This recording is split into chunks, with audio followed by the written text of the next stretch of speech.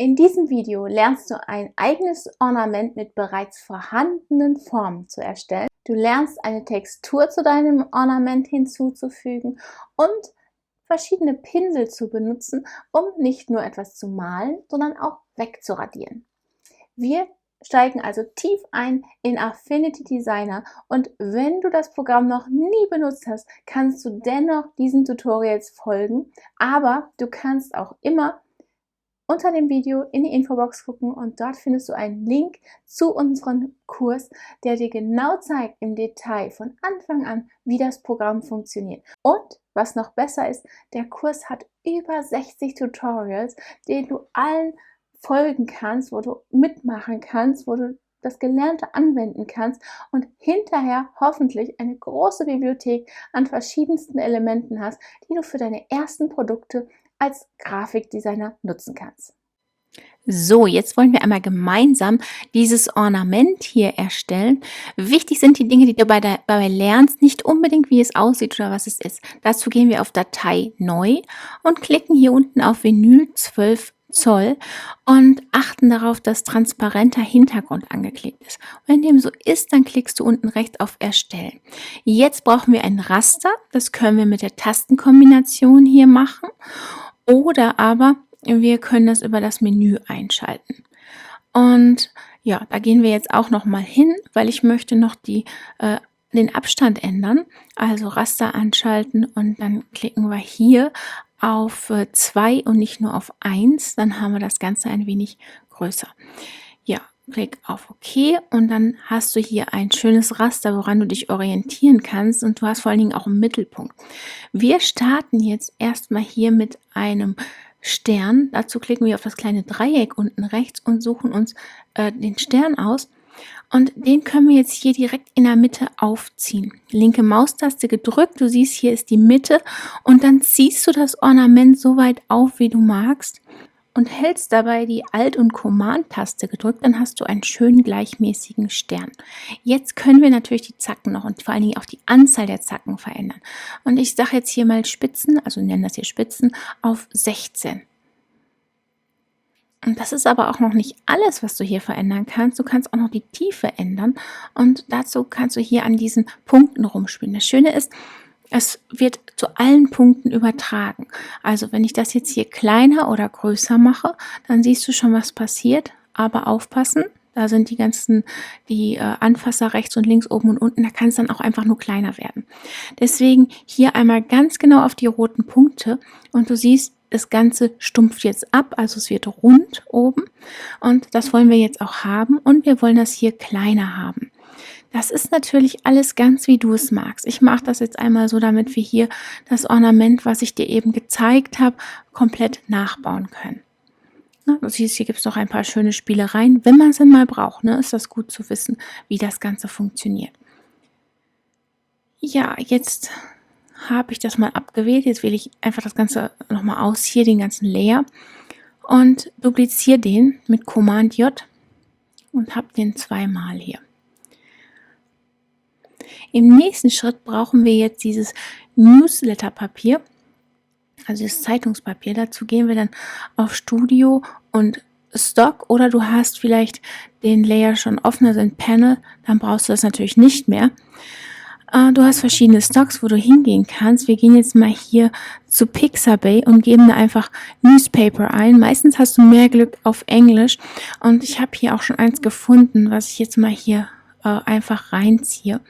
Das können wir dafür benutzen. Das haben wir die Erlaubnis für. Das ist jetzt hier von Pixabay, von der Autorin, die da oben genannt wird. Und ja, wenn wir mögen, können wir natürlich auch immer noch mal Credit dafür geben. Das ist ja ganz nett, ne? Und jetzt werden wir das Ganze noch ein wenig verändern.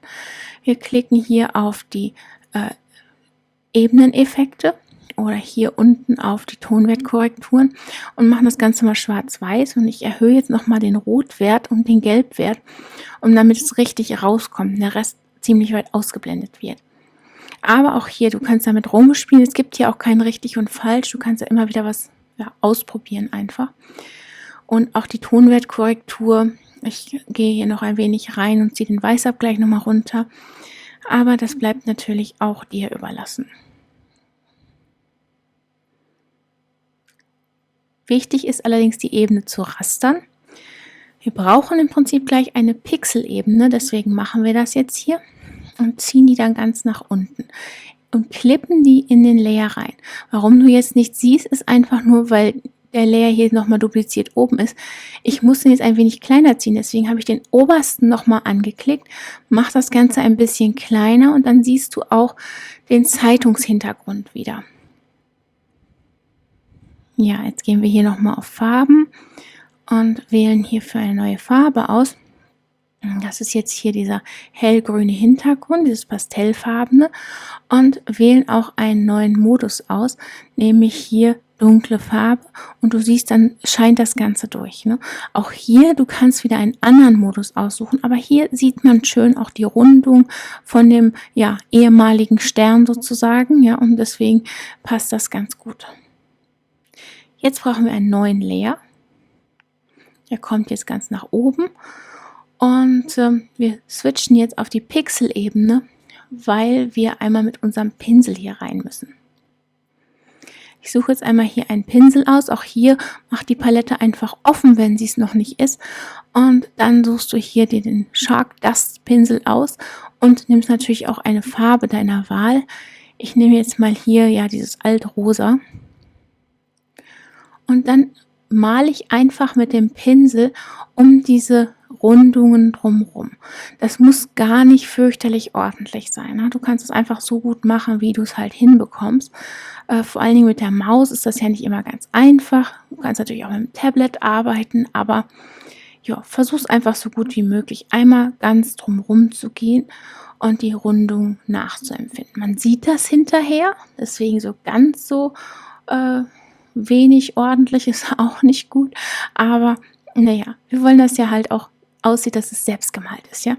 Deswegen. Und jetzt ziehen wir hier nochmal die Striche alle ein bisschen runter. Auch das wieder so einigermaßen, ne? Einfach noch einmal rum und die ganzen Striche da reinziehen.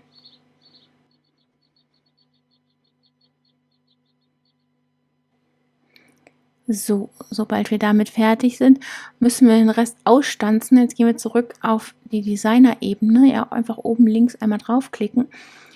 Und jetzt brauchen wir einen Ring. Also wieder auf die Ornamente gehen, Ring auswählen. Und jetzt gucken wir wieder, wo der Mittelpunkt ist. Und wenn wir den gefunden haben, du siehst da dieses Grün und Rot, können wir das einfach aufziehen. Einfach mal bis zu den Spitzen, so ungefähr, dass die abgedeckt werden. Und auch hier können wir wieder mit dem inneren Ring noch ein wenig spielen, den größer oder kleiner ziehen. Ich mache das jetzt mal hier größer, damit der Ring ein wenig schmaler wird. Und jetzt stanzen wir das Ganze in der Mitte aus. Dann jetzt hier natürlich noch einen Rand machen und dem eine andere Farbe geben jetzt erstmal. Ja, Rand lassen wir jetzt mal weg, aber halt die andere Farbe schon mal. Und auch hier können wir wieder den Modus ändern, so dass das wieder durchscheint und das alles schön einheitlich aussieht. Und ja, jetzt wählen wir mal die Ebene aus. Die unterste, damit fangen wir jetzt an. Auch die müssen wir wieder rastern. Und ja, einfach einmal durchgehen, alles rastern, das sind Pixelebenen dann. Und dann können wir das Ganze auswählen und ausschneiden. Du siehst, ich bin wieder in die Pixel-Persona gewechselt und jetzt versuche ich hier wieder den Mittelpunkt zu finden. Jetzt habe ich leider keine Punkte mehr, wo mir das so schön einfach gefallen ist. Also ich muss jetzt einmal gucken, dass ich ungefähr den Mittelpunkt erwische. Muss ich das hinterher ein wenig rumschieben, das ginge auch. Aber gut, das dürfte der Mittelpunkt sein. Und jetzt wieder die Umschalt- und Command-Taste gedrückt halten, dann bekommst du einen gleichmäßigen Kreis. Geh auf die Ebene, auf der das ist, was du ausstanzen willst, ja, jeweils. Und dann drückst du immer die Löschen-Taste, also den Shift-Key, und dann wird das immer herausgestanzt. Jetzt bin ich wieder ganz oben auf dem Layer. Kannst du immer in der Layer-Palette nachvollziehen, wo ich da gerade bin. Und auch da wird wieder gerastert. Ja, also das Orangen ist jetzt ebenfalls gerastert. Und jetzt klicke ich hier nochmal auf das Radiergummi. Jetzt kann ich hier in der Palette sehen, in der Pinselpalette, welche Pinsel auch als Radiergummi geeignet sind. Wenn rechts daneben ein Pinsel ist, dann kann ich den nicht benutzen, nur wenn keiner da ist. Dann funktioniert das nicht. Ich zoome jetzt mal rein und du siehst, jetzt ist kein Pinsel da, also geht das. Wenn ein Pinsel da ist, springt das Ganze um auf Pinsel und dann kann ich das hier leider Gottes auch nicht mehr wegradieren. Also wieder zurück auf den Pinsel hier und auch wieder Radiergummi auswählen. Und jetzt kann ich das hier einfach löschen. Auch hier gilt wieder, wir wollen das gar nicht so fürchterlich ordentlich haben. Ne? Das soll ja alles handgemalt aussehen. Also gehe ich jetzt einmal hier rein und radiere einfach den Rand weg.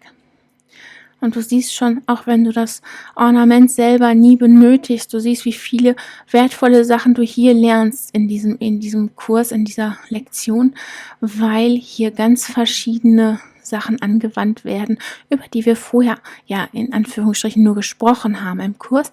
Das sind natürlich wichtige Grundlagen, aber es ist ebenfalls wichtig, dass du hier weißt, wie du die ganzen Werkzeuge anwendest. Nicht nur, was es ist, ja. Deswegen gilt auch hier immer mal wieder benutzen. So, jetzt bin ich einmal drum herum gegangen. Du siehst, es scheint das Mintfarbene, also dieses Pastellgrün scheint jetzt durch. Kann ich auch nochmal drauf gehen und davon ein bisschen wegradieren.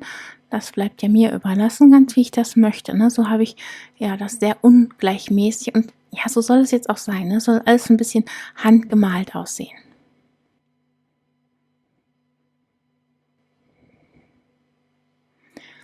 So, ich zoome mal wieder raus, damit du das ganze Ornament sehen kannst.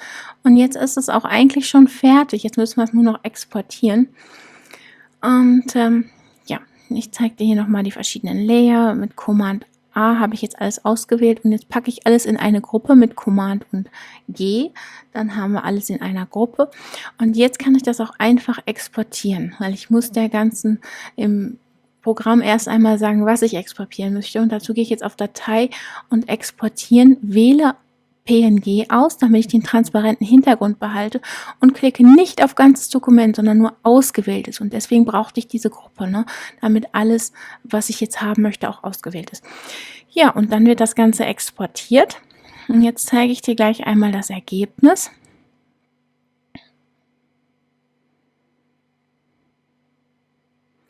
Ja, und du siehst, das ist unser Ornament. Wenn du weitere Tutorials wie diese sehen möchtest, schau auf unserem Kanal. Da gibt es noch sehr viel mehr. Wo das hergekommen ist, gibt es noch mehr. Ne? Also, da kannst du noch weitere Sachen über Affinity Designer lernen und über Grafikdesign an sich. Und wenn dir das gefallen hat, dann gib uns auch einen Daumen nach oben.